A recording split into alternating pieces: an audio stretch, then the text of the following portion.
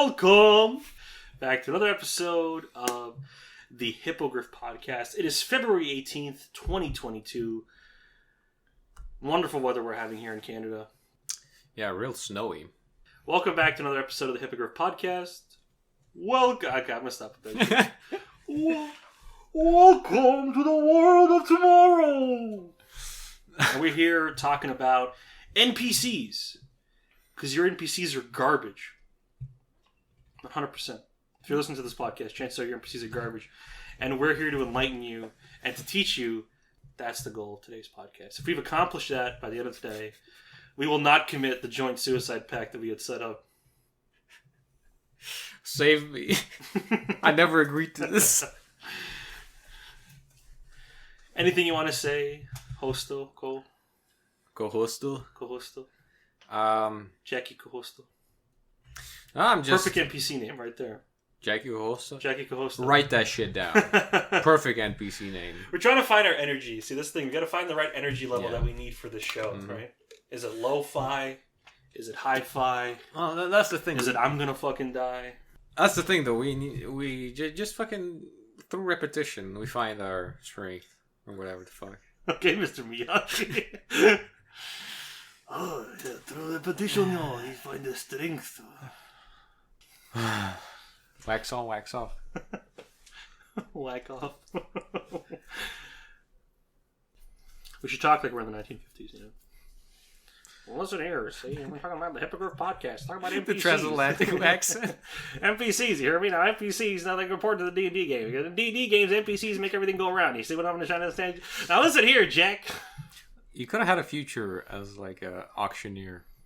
I could have. The problem is, like, I don't like auctions. I feel like I guess this is as good a reason as any. Why would you an auctioneer? I don't like auctions.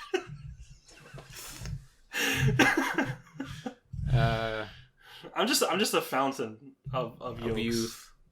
I wouldn't say youth. Mm-hmm.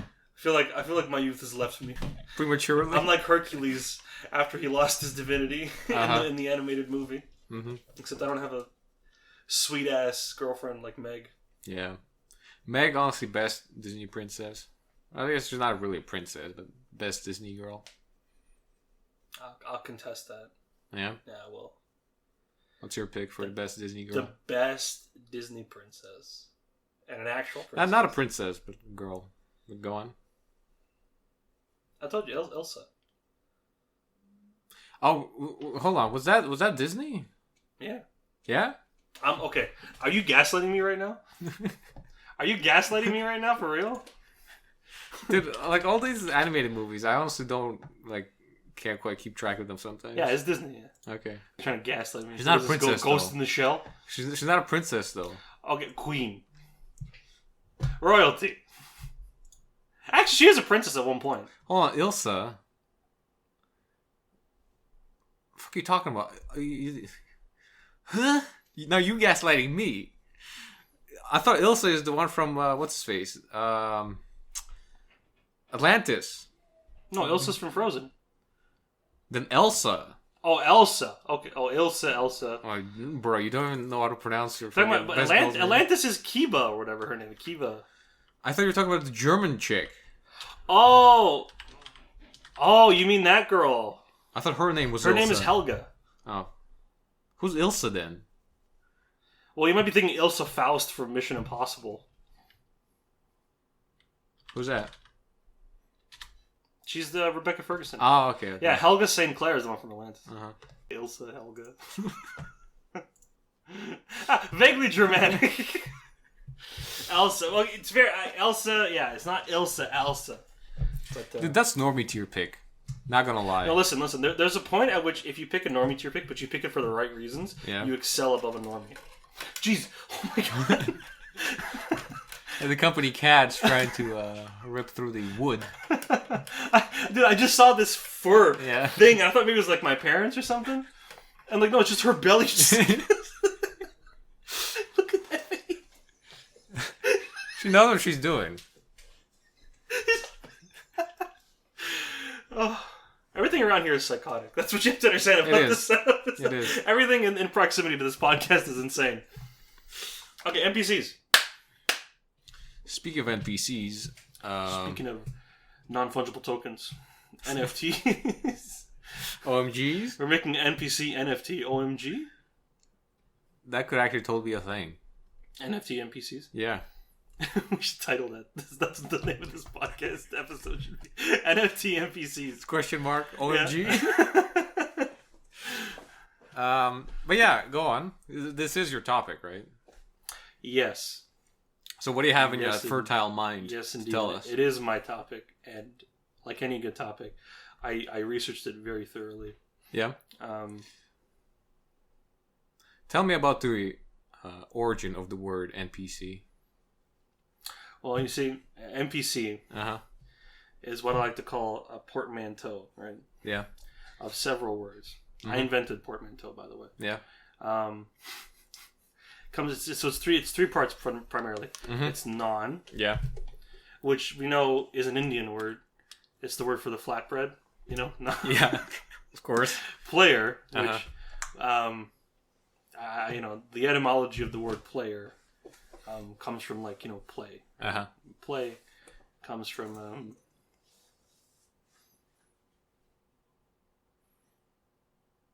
Yeah. and then character.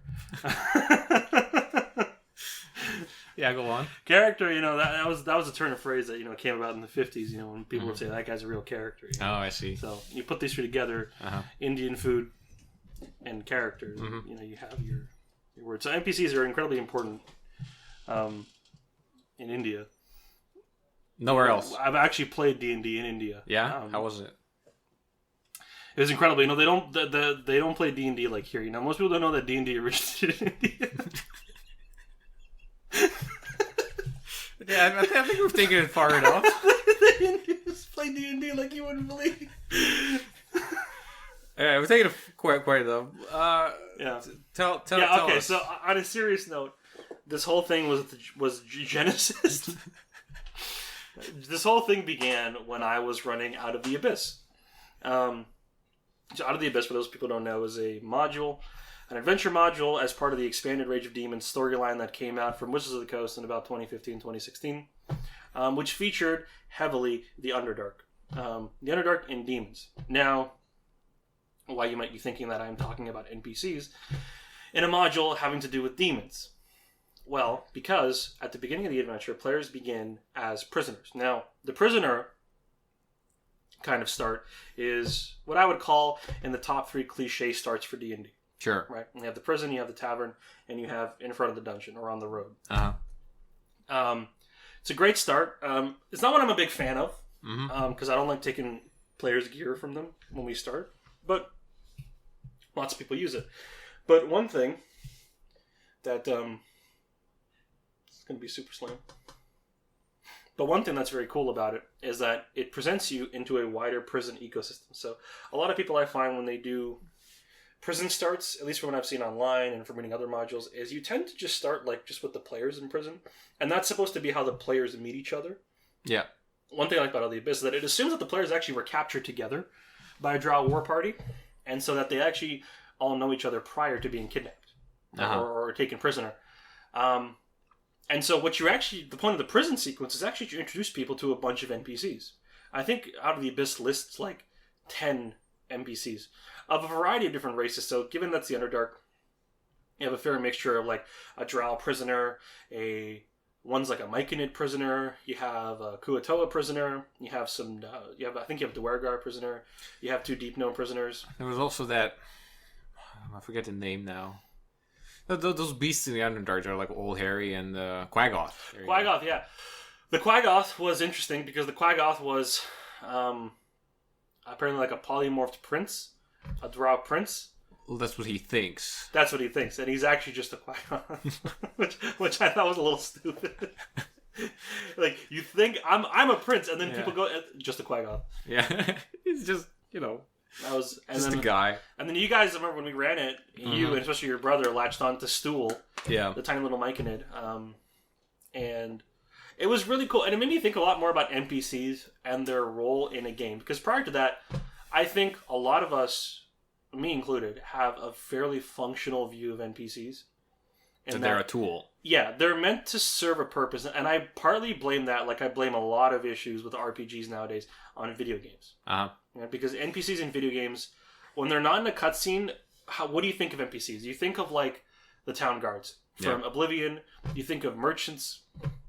You think of the guy going, do you get up to the Cloud District very often? Yeah, that's how people kind of conceptualize NPCs nowadays, right? As being not very intelligent, as being not, almost in a way, robotic, mechanical, designed to serve as a stepping stone for the players. And to me, this is actually a really big problem because, like many things with video games, is that D&D did not start out as a video game inspired activity, right?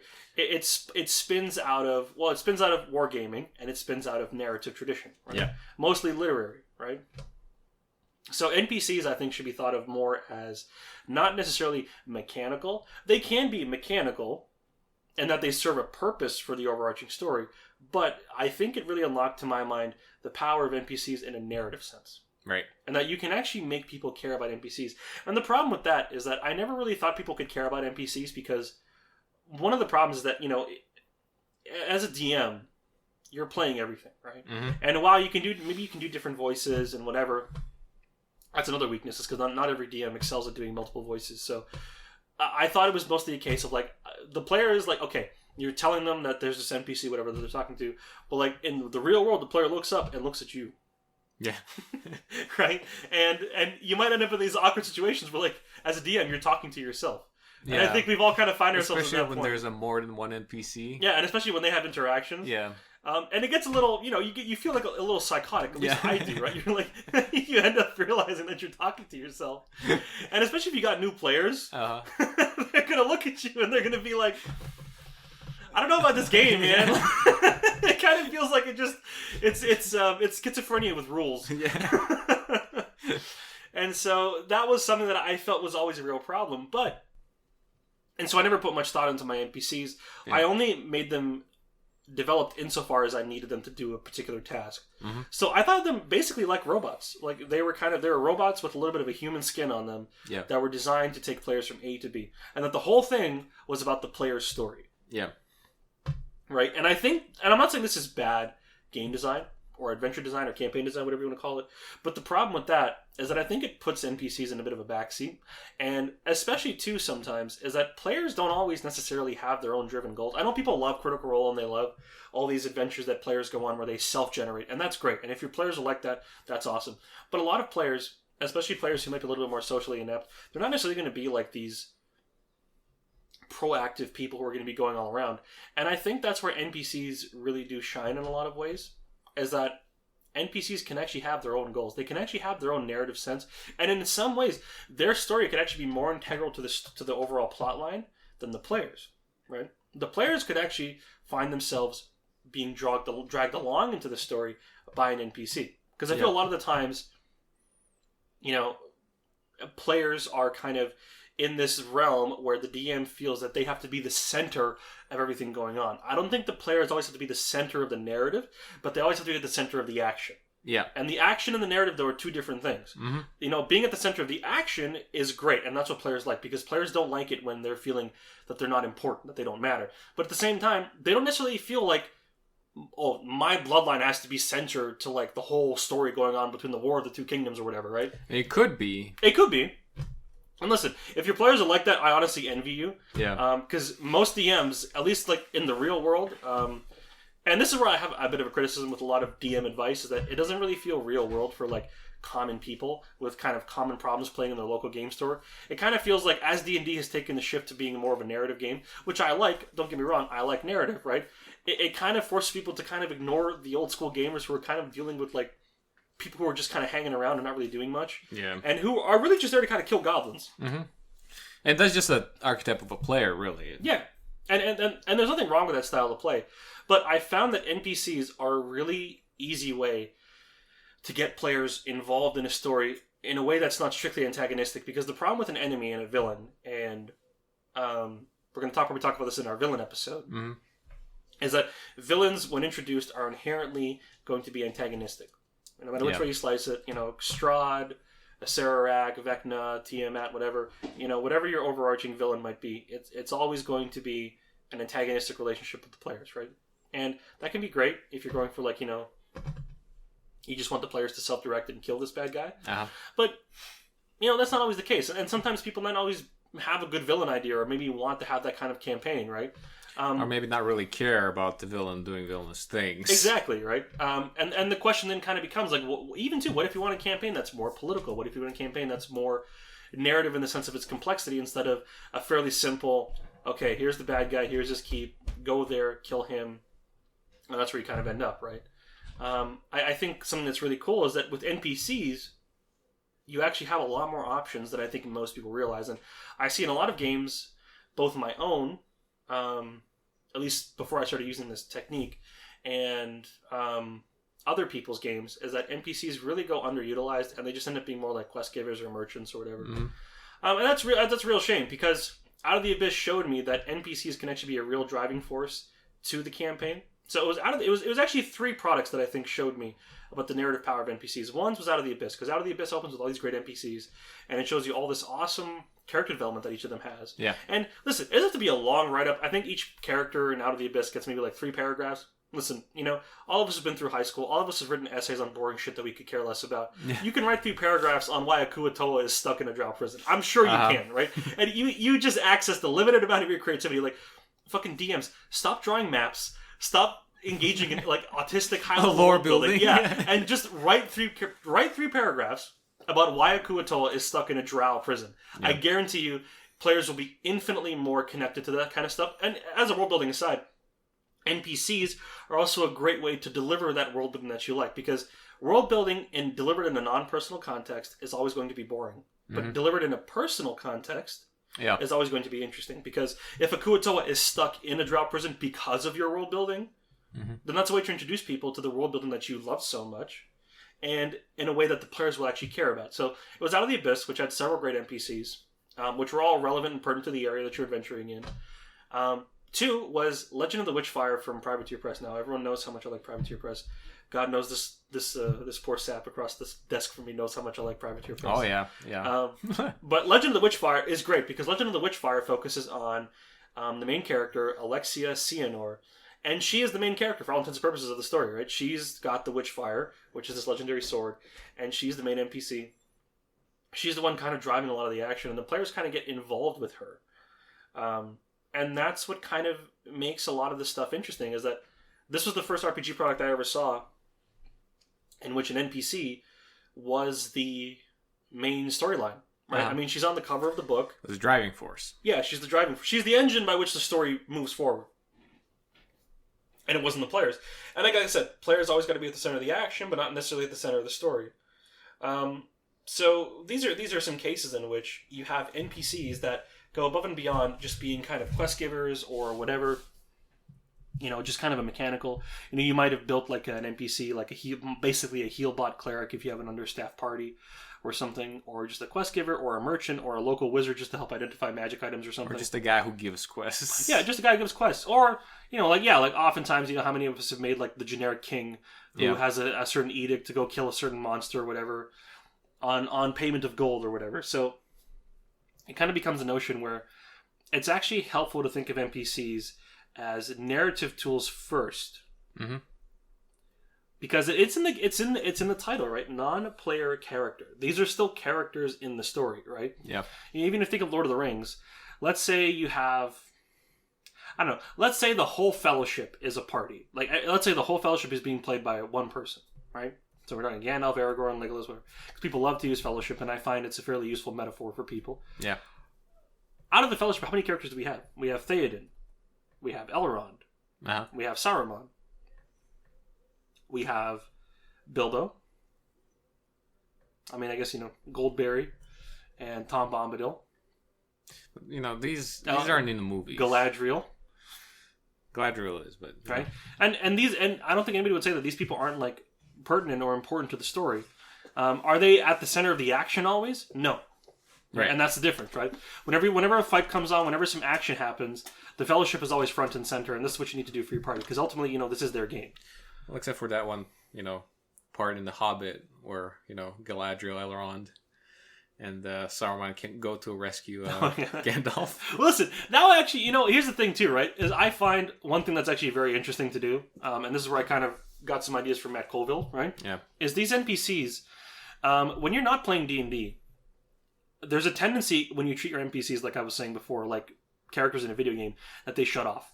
Yeah. Like just don't do anything. Yeah, they don't exist outside of whatever is pertinent to the characters, right? Mm-hmm. And this is where it kind of works to have like a meta plot that's functioning around your characters and the world that's going on. And that these NPCs are probably doing things while your characters are doing something else. And if you even want to, if you have a surplus of players, which if you do, fuck you, honestly. Share some players with us, yo. Hogging all the players. And if you don't, you could even get your players to play a second type of thing with those NPCs. Or even play like a first kind of prequel episode with those NPCs or something like that, right? Where they can even form like a little bit of emotional attachment to those players, right? And even too, if you want to make your villain more menacing, have them kill an NPC the player likes. Yeah. That's one thing where NPCs have a lot of emotional weight and power. I mean, I was even thinking, I think everyone knows how Matt Mercer makes NPCs, and people love his NPCs. Cassandra, Percy's sister. Yeah. Or Gilmore. Or like whatever, the Grinner or the Travel, whatever that guy's name was. Or, various other NPCs that he's made, right? That have lasting kind of... I would look at Cassandra mostly, because Cassandra's someone who's working to a backstory. Yeah. Percy's backstory. She's got some narrative weight when she betrays them and joins the Briarwood sides for that bit in the fight or whatever. So... It's really a question of NPCs don't have to be relegated to being like stepping stones, I would say. No, I would say that as somebody who tried to do like, things happening in the out of the player's awareness, kind of like in the background of the story, I would caution you that you need to make sure that the players at least know that something is happening or something is going on with those NPCs, that they're doing something and something is happening. Because otherwise you run the risk, like, what happened to me, you run the risk of, having the, NPCs just going along all happily and then bam, something happens. And I'm like, where I was like, well, technically in the backstory, this was happening. You just didn't know about it. But then you end up with an egg on your face because you're like, how would they know otherwise? Yeah. So you should at least plant at least a few clues as to what's happening in the background, that the NPCs are doing something. Yeah, I wouldn't even I agree. Like you never want to just like do a fucking mic drop on your players. Yeah. When you're playing a game. But I would say that you don't always have to tell them what's happening as it's happening. In the sense that, for example, okay, let's put it this way, right? Let's say your characters rescued a deposed noble of some kind, right? And now they have him in their care, and let's say they decide to let him go or something, right? Or let's say they helped, something in which if they know that if they let this person go just into the blue yonder, it's going to cause something to happen. Like if you have a high value VIP and you just let them go to the wilderness, right?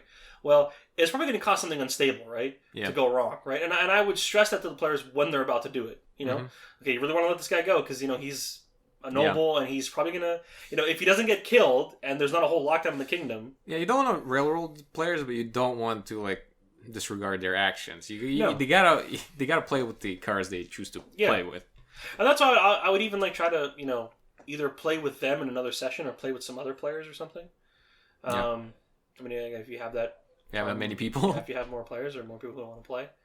Or even people who can just because role playing doesn't have to always be like at the table. You could talk to them over Discord and just say, hey, what do you want to do here? What do you want to do there? Whatever. Just to get some human intelligence behind some actions, right? So yeah, I would never want to surprise players, but it doesn't have to always be kind of like wink, wink. This is going to happen because sometimes you are taken by surprise. Yeah. But it's not a surprise in which you couldn't have known this would happen.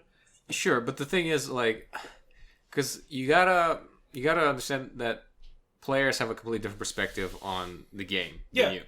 The things that might seem clear to you as happening in the background may completely shock and surprise players when you reveal it. And for you, because you are like sort of the creator, main creator of the story, you might be like, yo, how could you not know that this was happening? Yeah. I clearly planted the seeds for you. Yeah. So in that sense, I feel like it's good to think about like how many clues are the players actually gonna notice and actually take notice of. Yeah. Because otherwise, you run the risk of like completely surprising, take your players out of the blue, which is like no narrative tension and no narrative payoff. And the players end up, just frustrated with you, and you end up with like, think your players are dumbasses. No. You never want to like, I don't know what's the word. You never want to like just drop something on them, or kind of just assume that they would know. Like that's why like I don't like being very ambiguous with my players. Yeah, that's why it's better to err on the side of like being a little too obvious. I think the only thing I might do is that I might not tell them when something's going to happen. Sure. But I'll tell them it's going to happen. Right. Right? So it's kind of like, if you let this guy go, he's going to come back for you. Uh-huh. Right? Now, and just thinking on it, like part of it's incumbent on the players to think about that kind of stuff, because in a scenario like that, you might not know when this gang boss that you beat up and let go would want his revenge, or when he would be physically able to come back to you or whatever, right? Yeah. But he's going to come back at some point. Right? So I wouldn't be like, I would always be like, very blunt with the players of like, if you do this is like almost exactly what's going to happen. You got to make it clear that the clock is there and it's ticking. But you just don't tell them when it's going to happen, right? Yeah. Because sometimes things can happen in unopportune moments too, right? No, you never just want to like just be like, boom. You didn't see this coming? Were you a retard, right? And then everyone gets upset, right? Yeah. Where it's a case of like, tell them what's going to happen. Just tell them when it's going to happen necessarily, right? Because that's something that they wouldn't know, being just people in this world, right? Whereas you would know kind of when it's going to happen, because and then obviously it's incumbent on you as a DM to not be a dick. Yeah. Like if they're in a really tough fight and then the ganger shows up with his whole retribution squad, and you're just like, well, I guess you all die, then like that's a dick move. Nobody has fun. Yeah, except for maybe the DM. Maybe the DM if you're into that stuff. But like, obviously play it by ear, but like always tell them what's going to happen and give them direct consequences to their actions. Just I don't always tell them necessarily when it's going to happen. Sure. Yeah. Because, that's incumbent on the other characters acting within this world. Right? How quickly they can get the things, how quickly they can get a posse together and track you down and find you and all these kinds of things, right? I agree. Oh, yeah. Yeah, we are in agreement. We have reached an agreement. Yes. It's the most agreeable agreement. Okay, Such an agreement has never been agreed upon. How are our beautiful listeners? Do you expect them to take your advice? Okay, so in a practical aspect, exactly, what is all this hot air I've been blowing leading to? And it's leading to one single location. When you're making an NPC, I would always start with a visual first. Okay. 100% of the time. That's you, though. You love visuals. People love visuals. That's true. Like, this game, fundamentally, like, if you play Theater of the Mind, just fucking leave this podcast. leave this earth. Like, go into... the abyss. Like, you have no place in this world. You're just, I'm 90% sure your mother doesn't love you. Just like, man, I'm sorry. Like, yeah, hey, what does your son do? Oh, my son graduated college. My son's an engineer. My son plays Theater of the Mind. If you're a tomboy, you suck. And you should feel bad. Because you're objectively a less moral human being than people who don't. So that's the hot take of the night. But this is a visual game. And chances are, you as a person, and this is not like a dig at anybody listening to this, but you as a person are probably not skilled enough, do not have a silver enough tongue to craft such a compelling mental image as can be delivered by a picture. There's a reason people say a picture is worth 1,000 words, and it really is. So I would always start with something visual, and if you don't like that, I mean, there's no hope for you, honestly. I mean, I do agree in the sense that oftentimes I found that if I have a PC or like a character rather in mind, that I first design as like a character, and then I have like an image in my mind how they would look. Going on the internet and trying to look for a picture of what exactly I have in my mind is oftentimes a pain in the ass. See, the problem is, and I know, okay, this is where it's going to be a little controversial. Yeah.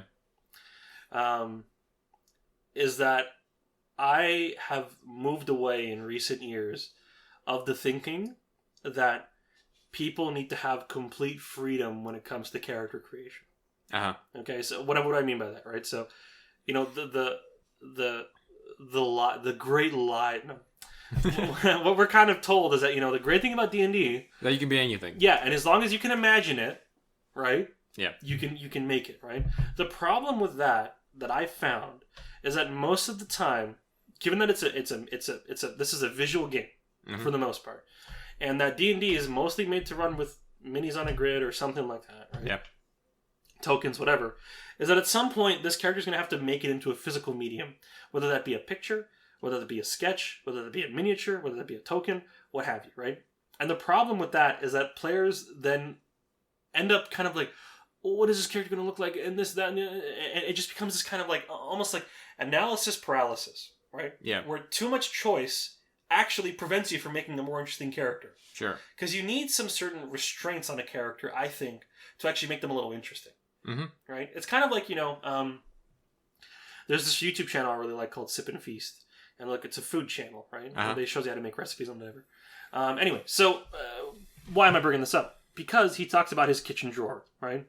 And he says he keeps his kitchen drawer fairly clean with only a few tools in there, right? Right. And he's like, but I have a lot of other specialty tools, right? Why don't I keep them all in my cupboard? Because when I'm cooking a lot, when I'm cooking fast, and I open this thing, I'm like, oh, which tool should I get? Which tool? He's like, actually, having fewer options actually forces you to think a little bit more about what you're doing. Yeah, I can see that. Right? So I'm not saying this works for everybody or anything like that. And even then, I was watching.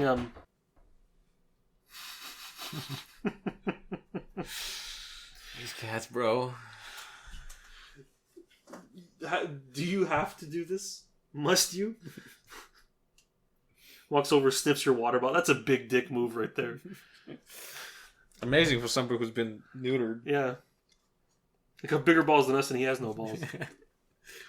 Anyway, so I was watching Miniac, and he was reviewing some beginner paint sets, right? Right. And it's like only like 15 colors or whatever.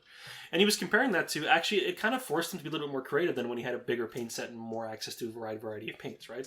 So I'm not saying that you should always do this, but I would say that it actually kind of helps in some variety to have like a clearly defined picture or a mini or something. And that's what I've even started doing with player characters a couple times. I mean, you saw it a couple times. I said, pick a mini and build a character around that mini. Right? And especially I find it helps with visualization when we're in combat, because the character in your head looks like the mini. Yeah. And oftentimes the mini can inspire a character. Like one of my favorite characters that you made. Which one? The Bard. Oh, Iktara? Yeah. Even though she didn't live very long, I thought she was really cool. Yeah. And so did I. Yeah, and she was done with that method. That was the first time I employed that method, and I thought it worked very well. Mm-hmm. So it's a question of, I like employing that, and I would love to employ that for NPCs, because, especially more so with NPCs, is because players are already going to have a pretty good image of their own character in their own head. And they can commission also. Mm-hmm. They can oftentimes commission like a picture of them. Too. Yeah, exactly, right. Because it's their own character. Yeah. Right? But with an NPC, they might not necessarily care as much because it's an NPC, it's not their character, and players always care about their character. A lot less investment in them. A lot less investment. So how then do you make that NPC as alive as possible? Mm-hmm. One way, a picture or a mini. Right. Yeah. Now I find it a picture and a mini, that depends on what the character's going to be doing, right? If you're making a character that's going to be like, if you're making like a DMPC that's going to help the characters out, like let's say you have an understaffed party and you need a healbot cleric. Yeah. So they don't all die. Well, then you gotta have to get a mini. I'm sorry. Like, if you don't want to invest in this hobby by spending money, I don't know what to tell you. Yeah. But, every time I've talked to people, besides you, but everyone else, all of our other friends, right? Mm-hmm. I don't want to spend money. I don't want to do this. Yeah. It's like, listen, fucking sack up and like just spend the $20 to like buy a decent mini. Right? Yeah. Buy a pre-painted one. You can go on plenty of places, mini market, whatever. There's literally dozens of NPC miniatures. Buy out an there. unpainted one, or buy an unpainted one if you want to paint it yourself. But there's dozens of miniatures you can find. Go on Mini's gallery and just look up a mini that you find cool. Mm-hmm. Like, just kind of go. This is what I usually do when I'm making NPCs. I go to Dungeons and Dragons miniaturegallery.com or minisgallery.com, and it's a visual catalog of all the miniatures for D&D that have ever been made. And I just kind of scroll through and I just find a miniature that I like, that looks cool to me, For whatever reason, you might feel cool, that you might think it look cool. And then you just kind of start to build a story around it. Like, if he has a cool looking sword, is there a story behind that sword? If he's got cool looking armor, is there a story behind that armor? What's his name? Where did he come from? Why is he here? What brought him to the character's location? Case in point, if you're beginning Out of the Abyss, write 3 paragraphs on why this Kuo-toa is in a drow prison. I'm sure you can do it. So a miniature picture depends on what the player's function serves. Yeah. If it's a primarily narrative function, a picture's fine. Just go on the internet, find it, print it out, put it on the DM screen, and be like, this is Mollymock, my totally original tiefling NPC. Tiefling blood hunter. So, I would say, yes, start with some kind of picture, start with some kind of miniature as a visual reference. That would be the first thing. Then from that, it kind of builds into the 2 other things, which is a personality and a voice. So I'm fully aware that not every person, not every DM is comfortable or likes to do the voice, right? And I'm not saying that to be a good role player, you have to be able to do the voice. Now, the voice can be fun, and it can be a nice little shorthand to give a character like a certain degree of uniqueness. Especially helps if you're, end up having 2 NPCs talk to each other. Yes, I would say that would help a lot too, so that they can distinguish fairly easily. That's a very good point.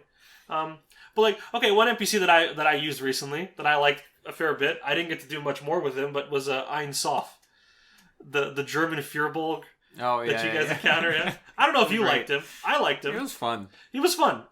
And again, I like doing voices because I'm halfway decent at doing accents.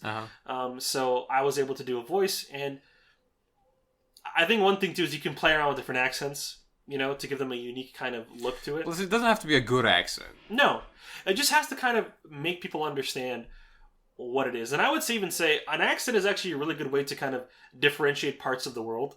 Ein Sof, you guys kind of knew that he wasn't from around there because of the way he spoke.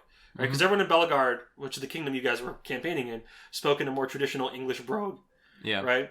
And then Ein Sof is coming in there, and he's like, the taverns in the...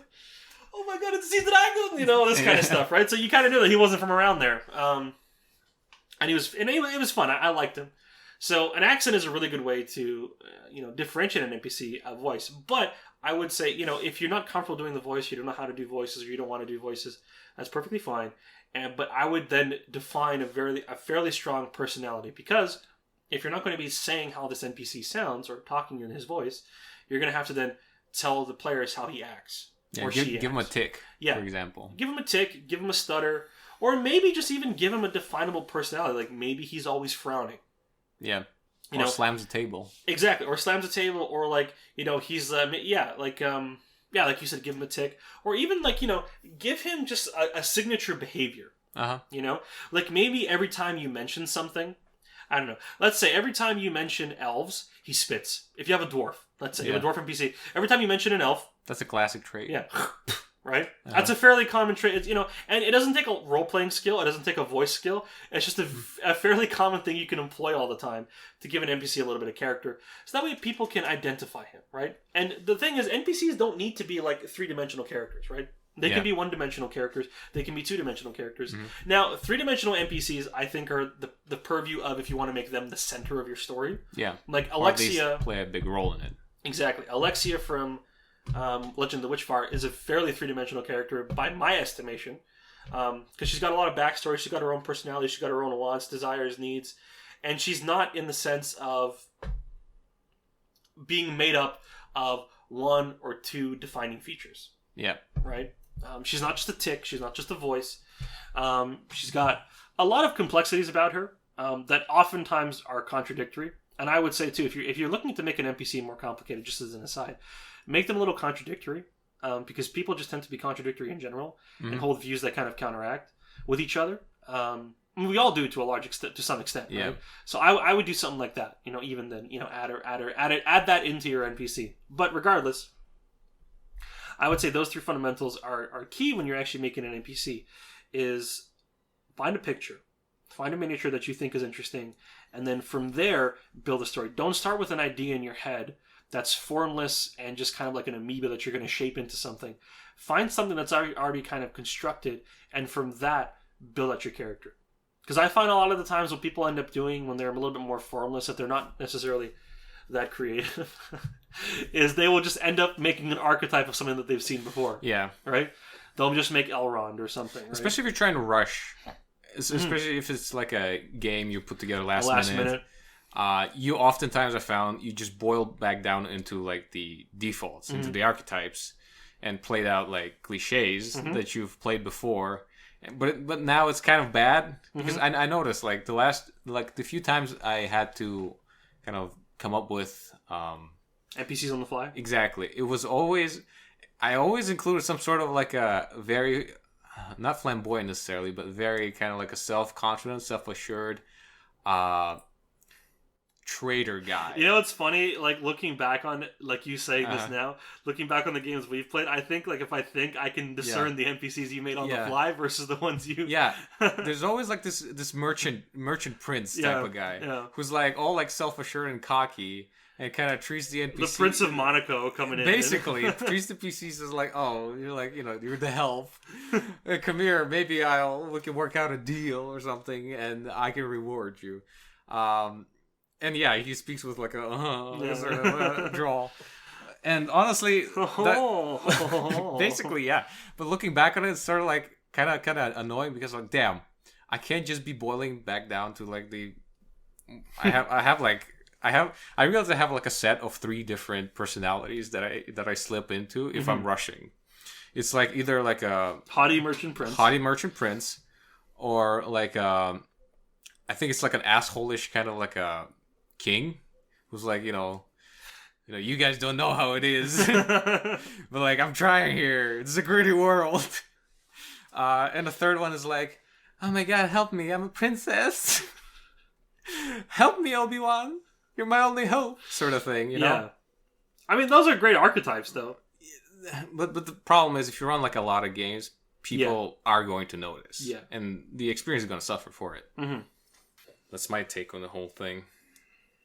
Yeah, I mean, in terms of like making NPCs on the fly, which is actually probably a good segue, because something that I think a lot of people... I mean, unless you're going to make NPCs that are like pre-built... Yeah. And just kind of like you have a lot of them, which some people do. I mean, I do that sometimes where I'll just get ideas for NPCs and I'll just write them down. And then they're kind of like in a toolbox ready to pull out when you need it. Sure. But in terms of making NPCs on the fly, how would you end up going about that? Well, because it's something that I think a lot of players, especially new DMs, struggle with because, especially if you're flying by a module, I think you're going to find that when actual play develops, you're going to end up needing an NPC that's not necessarily included in the module. Yeah. You know what I mean? Like maybe they get to a town and they want to talk to like the Cooper. Mm-hmm. You're like, yeah, who would be the Cooper here? Yeah. So it's a question of how would you focus on that? Well, I would say those are NPCs that need by necessity to be one-dimensional. Yeah. So I think what a lot of people do is like they kind of focus on like, because I know a lot of DM screens have like NPC generator charts where it's kind of like, oh, here's this person's like, I don't know, their name and their race. And that's important. I'm not saying that's not important, but like one thing I would do, and actually one thing we can probably do and then put this up for our viewers to access, would be like a tick chart. Uh-huh. You know what I mean? So like basically like a recognizable tick or feature that you could then add to this character. Yeah. Right? So kind of like an eye patch, or spits after when someone mentions elves, or missing 2 teeth, or says by the 9 hells. Exactly. like Yeah. That. So it'd be something where I would actually, instead of focusing on making, far more important than a name or a race, I would say is some kind of tick, because people can, most people when pressed can kind of come up with names. Come up with a name right now. Well, technically, come up with a name right now. Jonah, perfectly fine. Josiah, Jiminy. Jiminy, he's a cricket. But I think what's a little bit more difficult to do on the fly is come up with a personality trait. Sure, yeah. So I would say the goal of making charts, like why are we even making charts in the first place? The goal of making a chart is to help you out with something difficult that you couldn't do on the fly by yourself. Yeah. Right? So ultimately, let's say you're a person who's like fucking like dick awful at coming up with names, but you're really good at coming up with character traits. Well, then use the name chart, right? Yeah. But I would look at, in your game, when you're making an NPC on the fly, I would really think about what's the thing I have the hardest thing coming up with. Is it a name? Is it a look? Is it a trait? Is it a backstory? And then think about that. Think about what's the most difficult thing I have trouble coming up with, and what's the thing I have an easy time coming up with. And then from there, I would go and make a chart. Now, there's tons of charts for basically every single thing on D&D, but, for also to make your own. That's a time when you kind of, spend on your hobby, come up with some ideas, write it down into a chart, and then use that in your game, because the goal of these things is to make it easy for you to do things on the fly. Which might actually spawn some ideas that are not related to this. Exactly. Like maybe some, some adventure idea or something like that. Or maybe you like the NPC trait so much, you want to add it to like a upcoming NPC that you are going to actually spend time on and actually develop. Yeah. Yeah, I mean, you never know an NPC what life it might take on. Especially one thing, too, is in terms of visual design, like, when you're also looking at stuff, I would classify, like, NPCs into, like, 3 categories. If in terms of, like, making NPCs. One is, like, the townsfolk. Sure. Like, these are, like, your average citizens, and this would encompass everything from, like, Coopers to Wainwrights to the bartender to the bar wench to the town guard. These are, like, regular people. Yeah. The second would be, what would you call them? Like, high caste, nobility, whatever. These are, like, your unaverage people. Yeah. Right? So these are people who are, like, wizards or kings or knights or adventurer type people. So would that depend on, like, how often the PCs would actually interact with them? No, I would say it depends on their power. Like, so either mechanically, as in, like, they might be, like, an actual mechanically, like, be a spellcaster, or be some kind of creature, or be, like, a vampire, or whatever, right? These are, like, characters who actually have some power, either political in the world that you have, like a king, or mechanically, like a vampire, right? Yeah. Because obviously, I would say that a king has more in common with a vampire in D&D, in terms of, like, narrative structure, than a Wainwright has with a king. With the PCs. Yeah. Right. So that would be a second category. Would be like, so I call it, like, if you want to, in like, let's use Left 4 Dead terms. We have common infected and you got special infected. Yeah. Right. Now, special infected can go anywhere from, like, a witch to a hunter to a tank. Right. So it really depends on. They can be a wide variety, but we all know that they're special. They're not a common type of person encountered in this. And the third one will be memes. Memes? Right? Yeah, like a meme NPC, right? All right? Everybody's made a meme NPC, right? That's like a one-note kind of funny thing, right? Or something that the players are meant to like. And keep in mind, NPCs don't always have to be like, people, like conscious beings. They can be a tree. Pets. Yeah, they could be. It could be a tree. They could be a pet. Like, I used the Tressum before, which one of our players, Cal, really liked. A Stool was a Myconid from Out of the Abyss that your brother ended up really liking. Yeah. So think of it, even in a sense, they could even become mascots. They could become loved companions, things like that. I know we have Trinket from Critical Role, right? So, NPCs don't have to be, like, strictly like a townsfolk thing. I know that's probably the most common thing when you think of NPC. You think of, like, the bard, the innkeeper, or something. Yeah. Right? But there's a wide variety of things NPCs can fill. So I would focus on thinking of NPCs in those 3 categories. And I would definitely make a few meme NPCs. And think about, what are things your players like? Like, if you have a player who really likes, I don't know, let's say you have a player who really likes cats. Yeah. Right? Well, throw a Tressum in there. Or pets in general. Throw a Tressum in there, right? What if you have a player who, like, thinks flumps are funny? Yeah. I've thrown flumps in there. I had a flump one time that was like a princess polymorphed into a flump and then thrown in the dungeon. Right? And then the flump kept asking people to take it to the university, right? So, it's a question of tailoring your NPCs to your players is also very important, because that's going to determine whether or not they care about them too. If all your players think elves are stupid, well, then don't make an elf. Or don't make an elf that's meant to have the players care about it or want to help it, right? If you have players who like puppies, well, we don't have dog folk in D&D, do we? Yet. I don't think so officially. I feel like the closest ones that come here are like the what's face hyena people. Blanking on them right now. The gnolls? Yeah, the gnolls. Yeah. I mean, like actual like a basset hound looking motherfucker. No, I don't think we got any of that. At least not in official. Yeah, that's we're copywriting this. You can't make a dog person race. This is ours now. I want to play a Saint Bernard cleric. Saint Bernard would be like the most, cleric like. It would. Dog breed. I feel like golden retrievers would be paladins. Uh-huh. That's a good. Go in the comments and type out what would be the most common like class pairing Pitbull barbarian. Yeah, like for the breed. Yeah. And then we'll rate them. We'll pick the best one, and the best one gets. We can make an NPC sheet for them. Yeah, we could. But yeah, I would say that's important when making a character is tailoring it to what your players like or don't like. Yeah. If your players don't like certain things, if you know a player doesn't like a certain thing, well then go make that thing, right? Uh-huh. And then two, also related to your players as well, look at their backstories. If they have backstories, make an NPC that's related to their backstory. But mind you, don't do what I did in high school. I don't think anybody should do everything that you did in high school. That's beside the point. But don't if your players don't have a backstory, don't give them one. Mm-hmm. Like don't make one up for them. Yeah. They will not take to it. It's like, you can lead a horse to water where you can't make it drink. You can't make your player characters, or rather your players, accept the backstory you came up with. And oftentimes you're gonna end up looking stupid. Yeah, no, don't peach fuzz it. Yeah, don't peach fuzz it. Don't Norimac it. Don't do any of that stuff. Lithos it. Lithos it, exactly. Lithos had an actual backstory, and which is unusual for high school.